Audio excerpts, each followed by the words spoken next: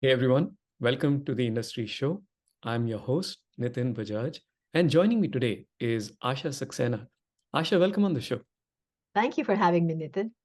Pleasure is all ours. So let's start with who is Asha?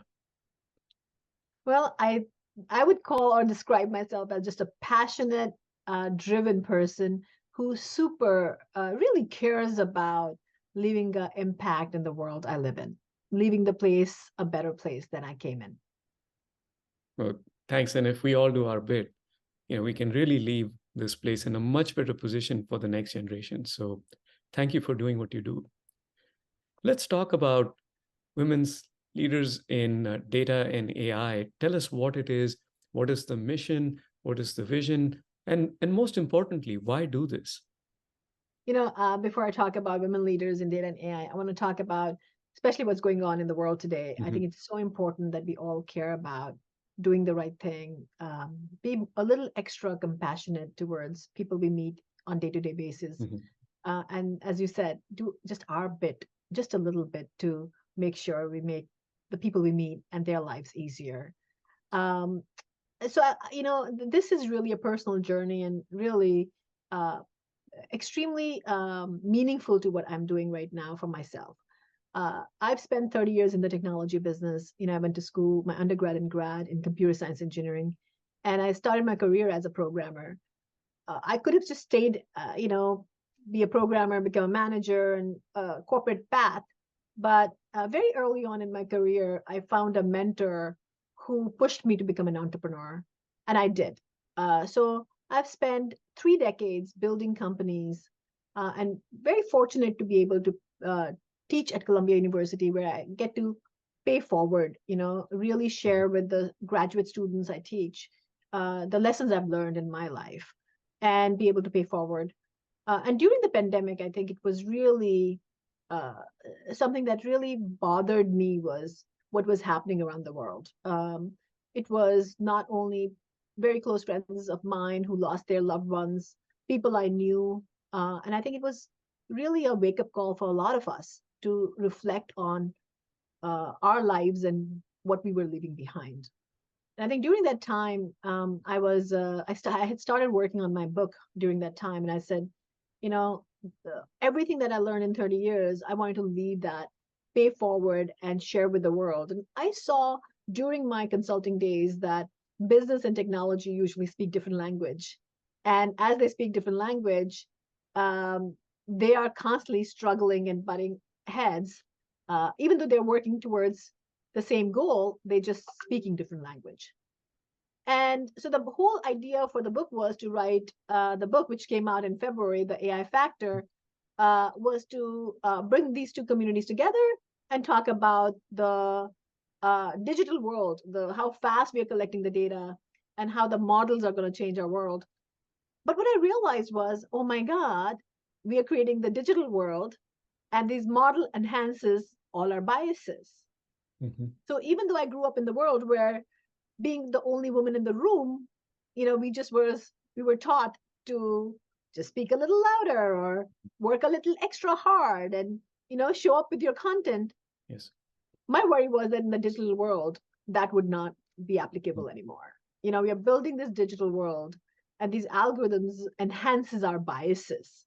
Yes. And so the thought was that what can we do? What can I do as a female leader in technology to leave our world a better place? How can I be a contributor to building a digital world and make it fair digital world with parity and equity, and just start doing little steps towards Mhm. doing the right thing. And the first thought was very daunting. It's like, what can I do? I'm Mhm. the only one person. I What can I do? And so the thought was, let me just call my friends. These are the C suite leaders of Fortune 1000 companies and see if they would want to participate with me and come together. So I started this organization. We call it WILDA, Women Mhm. Leaders in Data and AI. It's a mission based organization, social entrepreneurial venture, where we bring together the senior leaders from corporate America to really come together for three pillars, which we stand on: community, growth, and impact. So it's really about these women leaders with our male allies. we bring the male allies together with the women leaders and make sure that together we are working towards building a better community. So we do it through mastermind circle where peer-to-peer engagement. We do it through events where we bring the thought leaders, and we do it through creating impact by mentorship, making sure that we're paying forward. Yes, I have to say, Nitin, this is the first professional career I'm in where I wake up every morning and my whole soul objective is to cheer for someone else, build another leader, build another professional. If it's a female leader or if it's a male ally, just be there to cheer for them, make sure that they're doing the right thing, I'm doing the right thing, and we're building a better tech community. And it's not just me, it's every single member of the organization whose charter is to make sure that we pass the baton and make somebody else look good, feel better, and continue on the path of growth. That is so, so amazing. And when you said this is a huge undertaking, it's a daunting task, my immediate thought was, if not you, who else, right? Because I can't think of anyone else to take this important, and important is not even doing it justice, but it is an important issue. And I'm so happy that you are the one that's leading it. And to your point of being able to get up and champion someone else's success every single morning, it just brings a very different kind of energy, right? It's very different than when we do it for a little more selfish reasons, such as selling more product or selling more service or growing my or our company. This is so much bigger than that. This is giving back to the community, but the community then in turn gives you even more back. So I'm really happy for you, but more importantly, kudos and congratulations for being able to do this and doing it at this scale. So, on that note, I would love for you to share uh, the impact of Wilda and, maybe a few numbers that bring some perspective for our audience. Now, we do this member impact survey, and we Mhm. really look for what our members are really getting out of an organization or having a community. And I always say that, listen, when we are adults, we learn the best from peer-to-peer Yes. experience share more than a classroom setting where you're learning about that theory. Mhm. So really, when the community comes together, the peers come together, and they're sharing their experiences, that's when you start thinking about and reflecting about how you can use those tools and tips in your own life. When we did the survey, we found that 100% of our members have built deeper connection because having a community where you can get a concentrated time to meet with your peers and get to know them, you build deeper connection. When you go to a conference or you go to a association, it's very hard because there's so many people, you're going from session to session. It's very hard to actually find that concentrated time, which being in a community you get. So it's not only monthly sessions which you come to, you have your own cohort which you stick to. Like how you went to college and you have your cohort, Yep. and we were talking how in graduate schools you'll end up learning more from your peers than Mhm. in the classroom. Similar fashion in a community, you have a cohort. We get, when you join Wilda, you Mhm. get your cohort, and within your cohort, you have the senior leaders who are similar roles, similar responsibility, and that's your group, that's your circle. And then a bigger community where you go to a leadership offsite or you go to a summit or a gala. In fact, we have our signature event that's coming up November 9th in New York City, which is the gala where, as I was saying, that we are going to be giving awards to the industry leaders. And I tell you, I'm like a little kid who's jumping on the table, cheering for these leaders as they come up. I'm like screaming the loudest and clapping the loudest. And so those awards mean a lot. So I think it's 84% of the women and the allies have seen some professional growth in their Wow. personal growth, which is a very high number. Yes. And what has happened is that when you're in a circle in a peer group and you see that then you have a title which is a more it's a power title, I can go now and talk to my management team and say, you know what, this is what the industry is doing. Can I get that title? So you Yes. get a little more courage to think about your role and responsibility differently, because now you actually have cross industry experience, and you get a little bit more courage to talk about what should my role look like, what my contribution should look like, and what my compensation should look like. So you actually have these peers who can share with you how they are navigating their path. And I also think dreaming big, like when you are in your role in your day-to-day life, you get so stuck with doing what you're doing, you very rarely think about what more can I do. You're so stuck in just deliverables that it's very hard to think about what could be the possibility, what is possible. And I think the whole dream of what is possible comes when you have these inspirational leaders around you. And that's why, when you're a kid, your parents say, look who you associate yourself with. Mhm. And I think that's what this is all about, is that who are you associating with, and are they inspiring you, motivating you, building you up, or breaking you down? And I think this community, the builder community, is such a great community because everybody's building each other up, and everybody's really focusing on each other's growth. And a lot of our members really talk about the impact they're having as a group. Mhm. So a lot of times when you're working, even though you try making an impact in your team and you're trying to build your team, very rarely you have the opportunity to bring the masses together to Mhm. create the impact. We, early on this year, and I think the audience knows the big layoffs that happened in tech Yes. industry.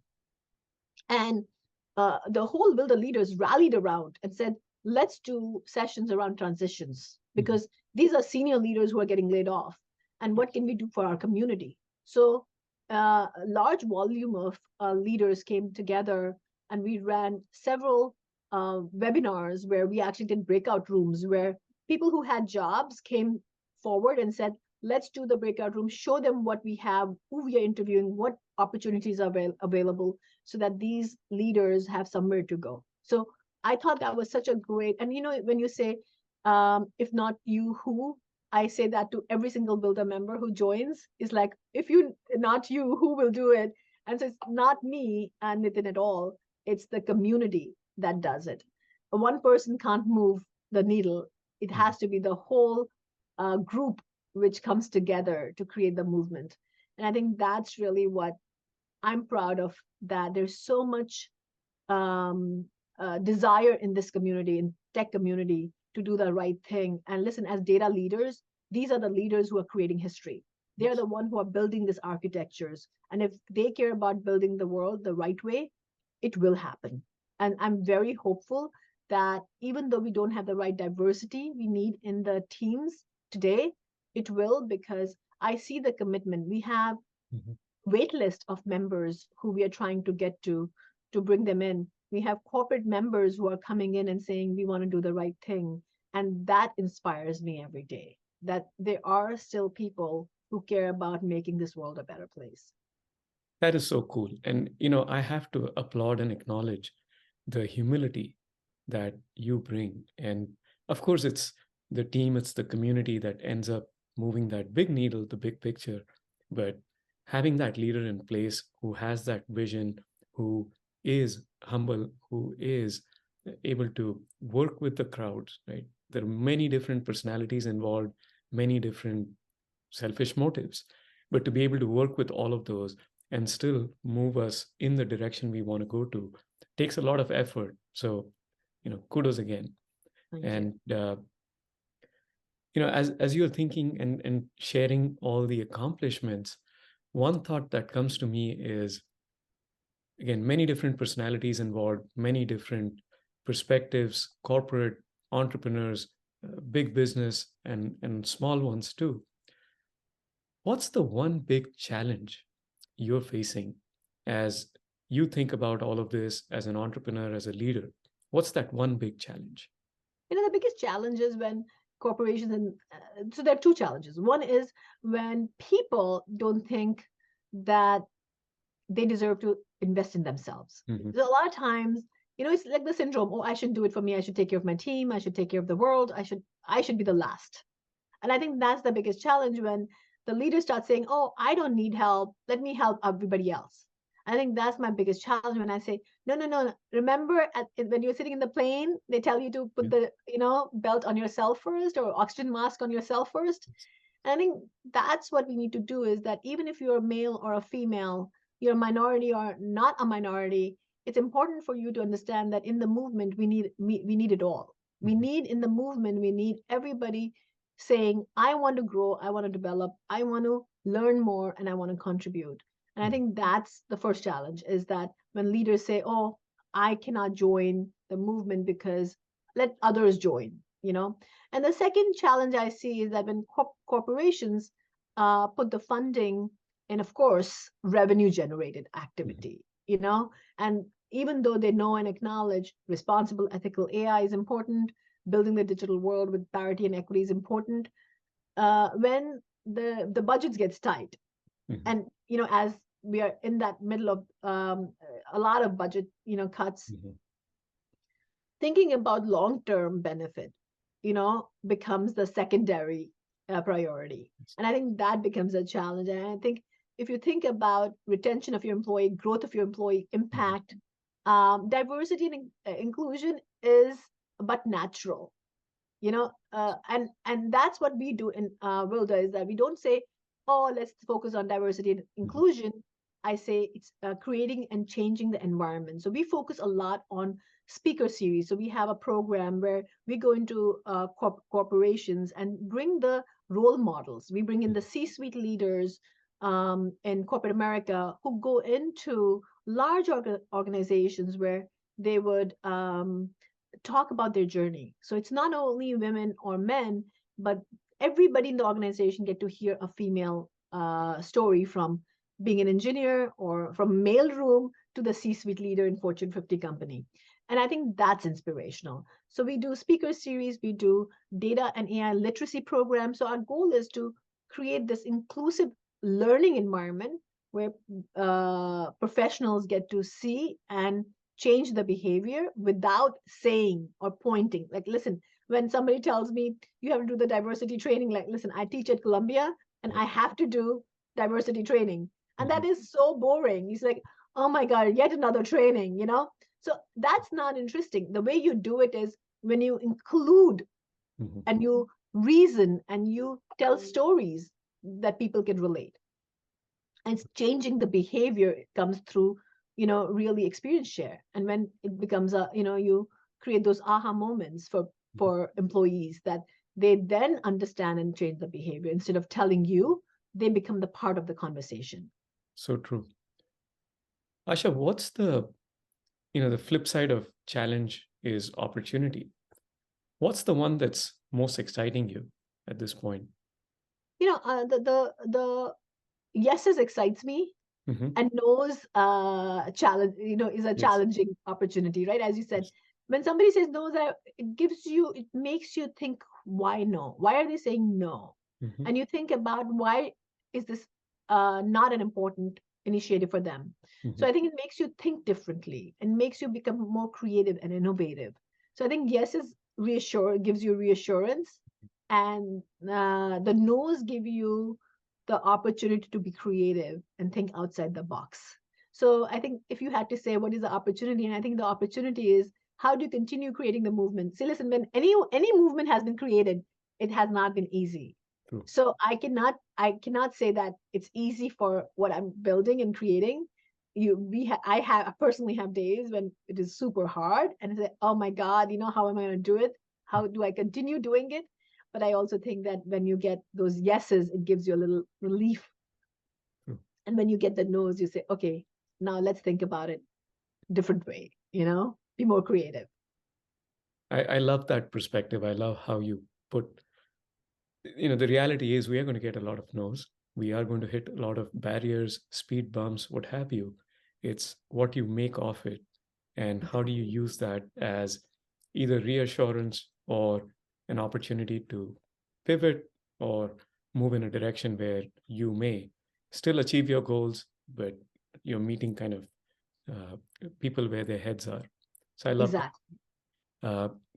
As we look in the future, I am curious to learn and go back a little bit in your history.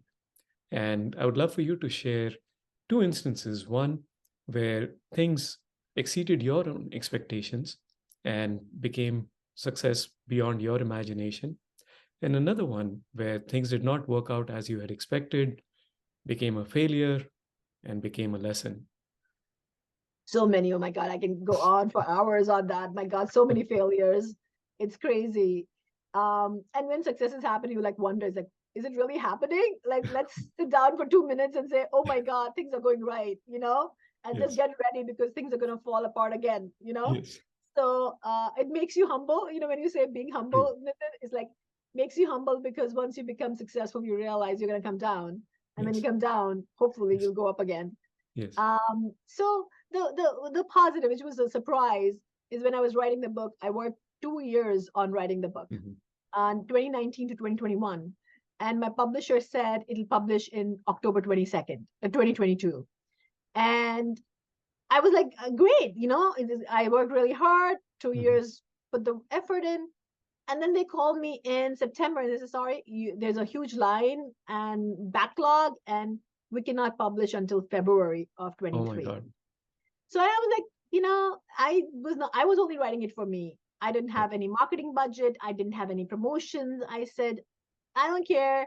As long as I get my thoughts out in the world, that's all I care about. Mhm. And guess what happened in November? Yeah. ChatGPT came Yeah. out. What happened in January? Microsoft invested $10 billion in Yeah. OpenAI. What happened in February? My book comes out. Mhm. And who could have timed that beautifully? That's amazing. Now, the book has been on the bestseller list on Amazon for 35 weeks. Wow. Congratulations. Thank you. And, a part of me was like, it's just luck. I was at the right time. I just everything. And then I found out somebody I know also wrote a book during that time. And I was like Googling. I said, let me check what is their ranking. And their ranking was like 2000. And my ranking was like always between 50 and 70.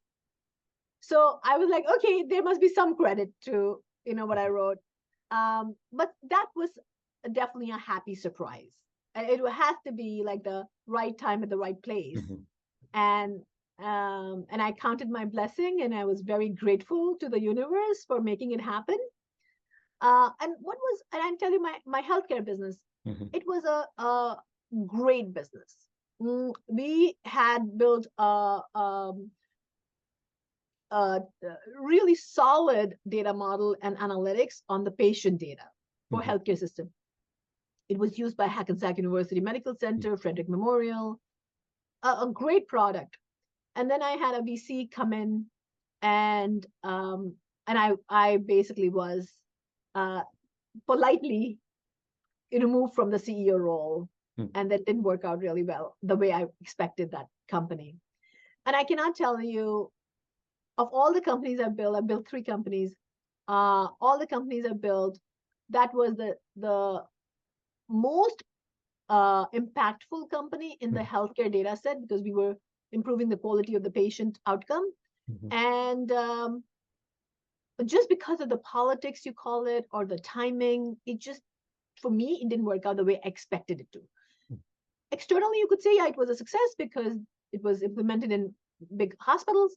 But Mhm. the way I think when the VC came in, it was not the way I wanted the company to be operated.